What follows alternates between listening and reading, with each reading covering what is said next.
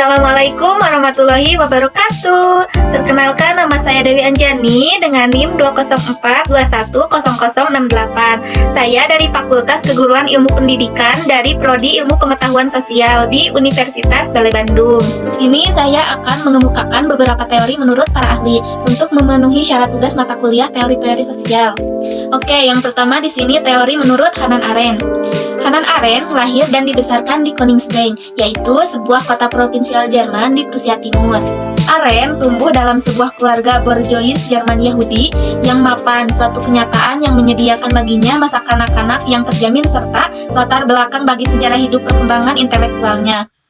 Dalam karya besarnya yang pertama, yaitu The Origins of Totalitarianism, Arendt berpendapat bahwa totalitarianisme pada dasarnya berbeda dengan segala bentuk penindasan politik lainnya, yaitu despotisme, tirani, juga kediktatoran. Totalitarianisme sebagai suatu krisis abad ke-20 di sini dipandang sebagai fenomena yang terjadi baik di Rusia maupun di Jerman. Salah satu pandangan terpenting bagi Arendt adalah bahwa terdapat 3 perubahan penting di Eropa pada abad ke-19 yang menggerus dan akhirnya merobohkan struktur serta pemahaman di negara-negara kebangsaan, yaitu nation states. 3 hal tersebut adalah rasisme, imperialisme, dan sebagai latar depan imperialisme.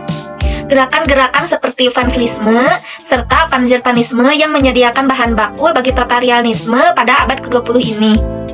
Oke, yang kedua di sini menurut Emil Durkheim. Emil Durkheim pada umumnya dianggap salah satu tokoh utama dalam perkembangan sosiologi sebagai disiplin akademis. Proyek intelektualnya bertalian dengan 2 problem utama, yaitu yang pertama mengenai otonomi sosial sebagai leper realitas yang khas dan tidak dapat direduksi menjadi wilayah-wilayah psikologi individu, tetapi memerlukan penjelasan mengenai kerangkanya sendiri. Yang kedua adalah mengenai krisis modernitas, yaitu putusnya ikatan-ikatan sosial tradisional karena industrialisasi, pencerahan, dan individualisme.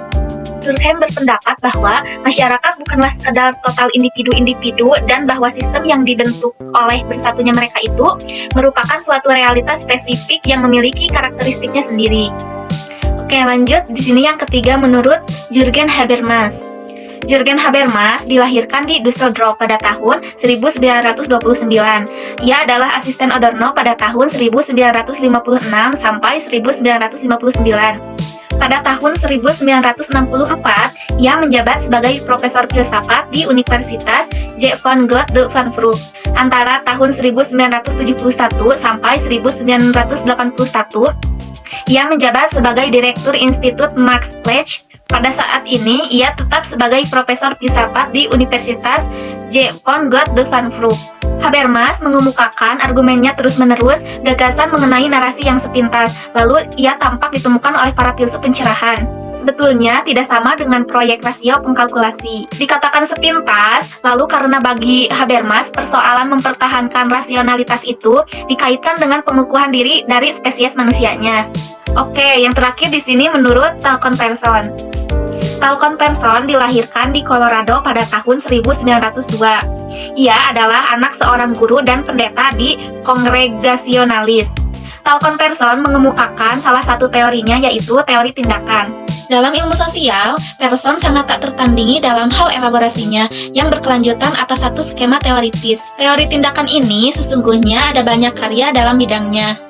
Karyanya yang pertama yaitu The Structure of Social Action, yang bertujuan membuktikan bahwa 4 teoritisi besar di masa peralihan abad lalu sebenarnya tidaklah terpisah dalam mazhab-mazhab yang sama sekali berbeda, namun justru bertemu dalam satu skema yang fundamental.